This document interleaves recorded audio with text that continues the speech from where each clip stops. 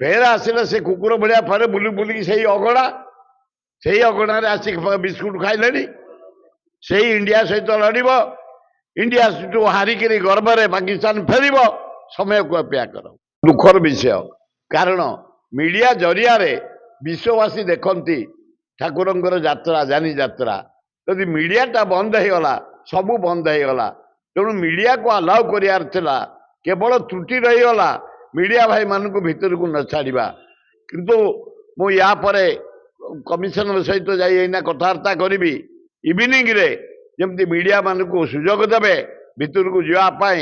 ମହାଦୀପ ଉଠିଲା ବେଳକୁ ଯେମିତି ମିଡ଼ିଆ ଜରିଆରେ ପବ୍ଲିସିଟି ଭଲ ହବ, ସାରା ବିଶ୍ୱବାସୀ ଦେଖିବେ 10ଟା ବେଳେ ମହାଦୀପ ଉଠିଲା, ଯାନି ଯାତ୍ରା, ଆନନ୍ଦ ଉତ୍ସବ, ଭକ୍ତି ପୂଜା, ଦୀପ ଜଳେଇବା, ଚାରିଆଡ଼େ ଭାଇମାନେ ଭଉଣୀମାନେ ଏକାଠି ଦୀପ ଜଳାଉଛନ୍ତି, ପୂଜା କରୁଛନ୍ତି, ଅର୍ଚ୍ଚନା କରୁଛନ୍ତି, ଖୁବ୍ ବଢ଼ିଆ ହବ।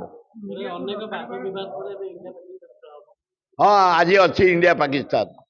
ଇଣ୍ଡିଆ ଜିତିକି ଅଛି, କିଛି ଅସୁବିଧା ନାହିଁ। ଇଣ୍ଡିଆ ଏଇନା ୱାର୍ଲଡ ନମ୍ବର 1।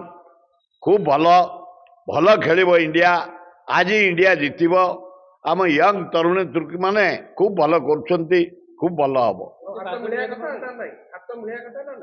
କୋଉଟା ଖେଳରେ ହାତ ମିଳିବାରେ ଅସୁବିଧା କିଛି ନାହିଁ।